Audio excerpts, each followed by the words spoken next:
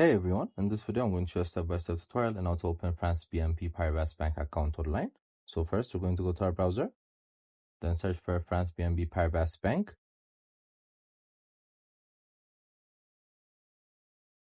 Then click on the first link that pops up. So as you can see, we're in their official website. So next we're going to click on manage accounts, then click on open an account, then again open an account.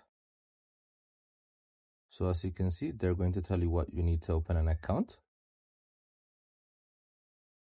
So as you can see, first we're going to fill out the online form.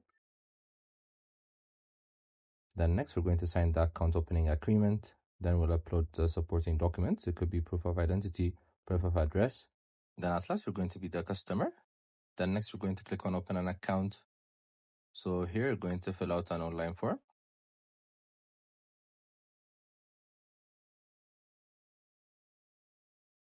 Then you're going to fill out the contact information, your first name, your last name, your phone number, your email address. Then once they ask you more about yourself, you're going to sign out an agreement, then upload proof of identity, then they're going to confirm it. So basically I said this a few seconds before.